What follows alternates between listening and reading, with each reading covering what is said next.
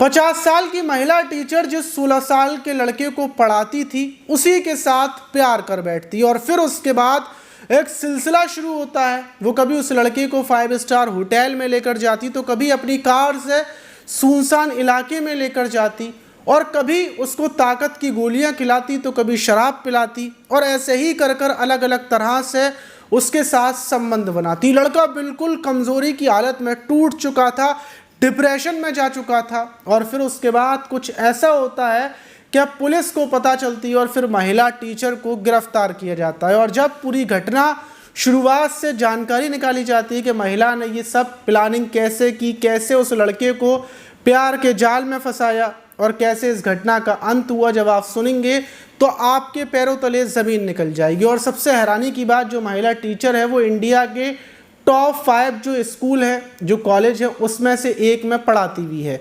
तो चलते हैं और इस घटना को शुरुआत से जानते हैं आखिर तक। तो दोस्तों, मेरा नाम माज है, उम्मीद है कि आप सब अच्छे होंगे, सुरक्षित होंगे। और जो आज की घटना है वो मुंबई की है, मुंबई की अंधेरी ईस्ट की।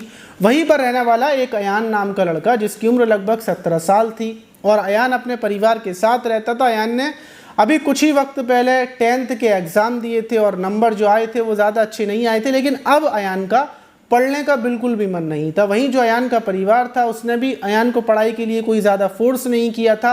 वजह ये थी कि अयान लगभग 2-3-4 महीनों से इतना ज़्यादा डिप्रेशन में था कि ना किसी से बात करता था, ना किसी से कुछ बोलता था, बस पूरे दिन गुमसुम अपने बिस्तर पर बैठा रहता था। और सबसे हैरानी की बात कि अयान के पास बड़ा आईफोन था, क्योंकि अयान का जो परिवार है वो करोड़पति है, पैसे की कोई तहा नहीं है। परिवार कहीं घूमने जा रहा है तो अयान जा नहीं रहा है, सिर्फ घर में अयान के घर में नौकर चाकर लगे हुए हैं। और अयान ने जिस स्कूल से मतलब 10th किया था वो भी टॉप क्लास जो उसका स्कूल है, टॉप है, इंडिया का नंबर 1 मतलब नंबर 1 गिनतियों में आता है, बड़ा VIP, क्योंकि पैसे वाले बहुत हैं।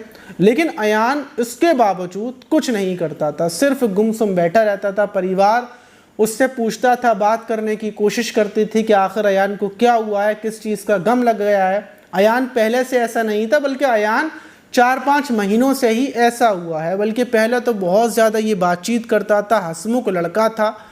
परिवार टेंशन में था कि आखिर ऐसा क्या हुआ है। परिवार वाले अयान से पूछा करते थे, बेटा कोई बात है तुम्हारे दिल में है, कोई तमन्ना है, कुछ भी बात है, तुम्हारी कोई तकलीफ़ है, बीमारी है, हमें बताओ। लेकिन अयान ने आज तक कभी किसी को कुछ नहीं बताया और परिवार को ऐसा लगा कि शायद अयान पढ़ाई की वजह से, मतलब पढ़ाई लिखाई करने की वजह से ही अयान का मन मतलब डिप्रेशन में हो, इसलिए उन्होंने पढ़ाई से बिल्कुल हटा दिया। और पढ़ाई छूटने के बाद भी अयान पहले ही जैसा था। वक्त गुजरता जा रहा था और 2 जुलाई लगती है। 2 जुलाई की सुबह सुबह जो परिवार के लोग थे उनको पता चलता है कि दरवाजे पर अयान से कोई मिलने के लिए आया है। परिवार के लोग पता करते हैं कि कौन आया, तो पता चलता है कि एक लड़की है और लड़की आई हुई है और उसका कहना ये है कि अयान को बुलाया है। और जो अयान को बुलाया है वो अयान की जो टीचर हैं, जो महिला टीचर हैं जो स्कूल में उसको पढ़ाती थी, जिनका नाम विनीता है, वो अयान को बुला रही हैं। परिवार के लोग हैरान हो जाते हैं कि अयान को मतलब विनीता क्यों बुला रही हैं, विनीता मैम।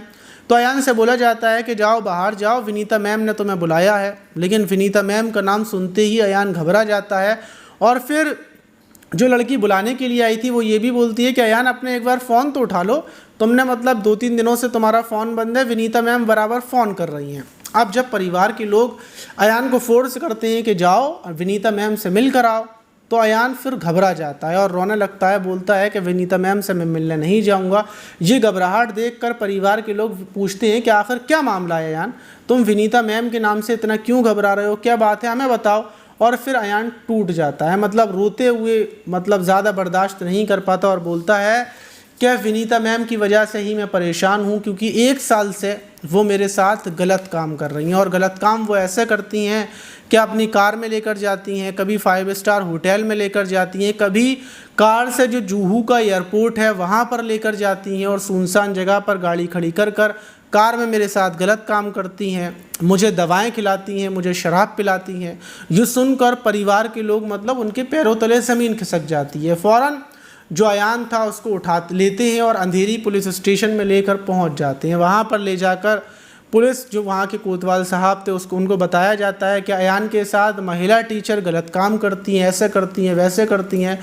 पुलिस सुनकर सबसे पहले अयान से पूछताछ शुरू करती है, क्योंकि जो अयान की टीचर थी उनको ऐसे ही गिरफ्तार नहीं कर लिया जाता। वो करोड़पति हैं और जिस स्कूल में वो पढ़ाती हैं, क्योंकि वो नामी गिरामी टीचर हैं, टॉप 5 में जिस स्कूल में वो पढ़ाती हैं वो टॉप 5 में स्कूल आता है और ऐसी वैसी नहीं है। तो इसलिए अयान से पूरी बात पूछी जाती है। जब कोतवाल साहब पूरी बात पूछते हैं, क्या मामला था, कब शुरुआत हुई, कैसे हुई, तुमने कभी किसी को बताया क्यों नहीं, और तुम मतलब कैसे हुआ ये मामला, पूरी बात बताओ। तो अयान बताना शुरू करता है। अयान बताता है कि 2024 की बात है, स्कूल के अंदर एक नाटक का प्रोग्राम था और उसमें मुझे भी नाटक करना था और मैं मैम के साथ ही था। और मैम के साथ जब मैं कमरे में अपने कपड़े बदल रहा था तो मैम मेरे सामने ही बैठी हुई थी। तब मैम ने मुझे देखा और मेरे ऊपर हाथ वगैरह फेरा। तब मुझे कुछ महसूस नहीं हुआ, लेकिन उसके बाद जब वो प्रोग्राम ख़त्म हो गया तो उसके बाद मैम के मेरे पास मैसेज आए।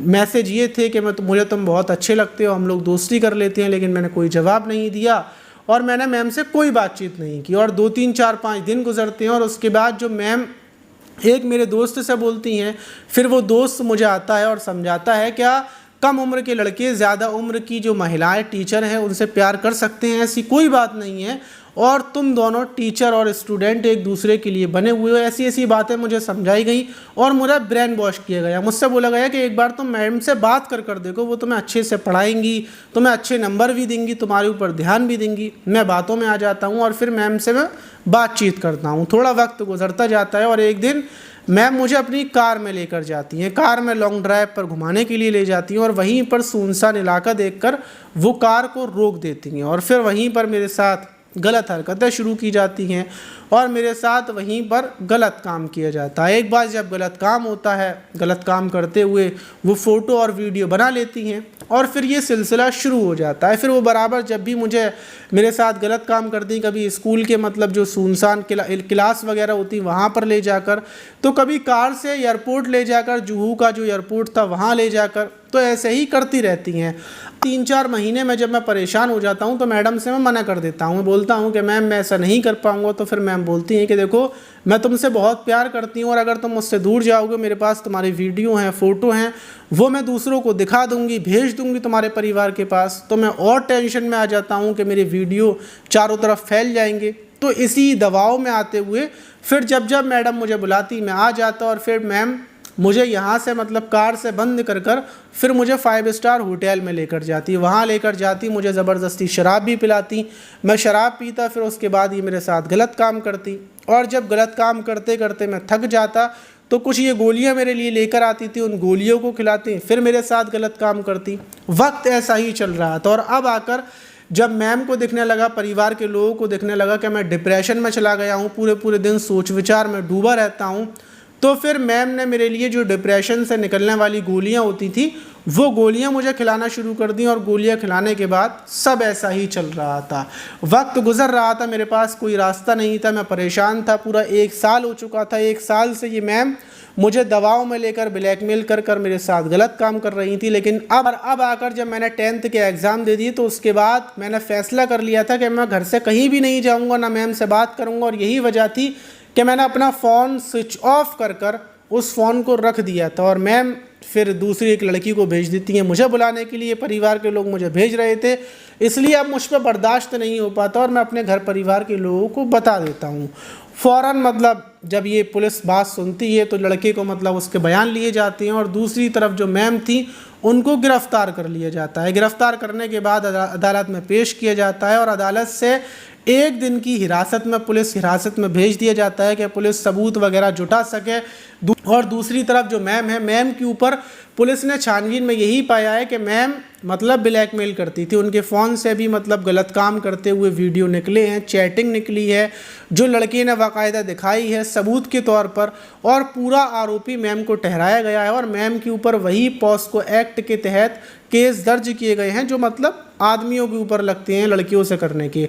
रेप का केस मैम के ऊपर लगा है और पुलिस ने मैम को उठाकर जेल में डाल दिया है। वहीं इस घटना के बाद हर कोई हैरान है कि भला इतनी उम्र की महिला टीचर और ज़रा सी थी अपने ही छात्र को, पढ़ाने वाले छात्र के साथ ऐसा गलत काम करती थी। अब आप बताइए क्या मतलब आप इस घटना पर क्या बोलना चाहेंगे। वहीं कुछ लोग इस घटना को सुनने के बाद ये सोच रहे होंगे कि उस लड़की के तो मज़े थे, क्या महिला टीचर ऐसा करती थी। तो आप बिल्कुल गलत हैं। जब आपके ऊपर दबाव बनाया जाता है, ज़बरदस्ती ब्लैकमेल कर कर कोई चीज़ की जाती है तो उसमें मन नहीं लगता। फिर कोई भी कितनी भी अच्छी चीज़ हो, जो अपने मन से होती है उसकी बात अलग होती है।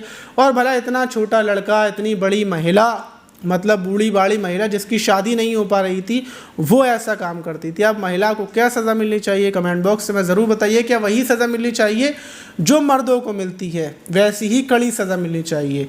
आप इस घटना पर क्या बोलेंगे, कमेंट बॉक्स में ज़रूर बताइएगा। मिलते हैं किसी और वीडियो में, जब तक के लिए अपना ख्याल रखें, सुरक्षित रहें, सावधान रहें।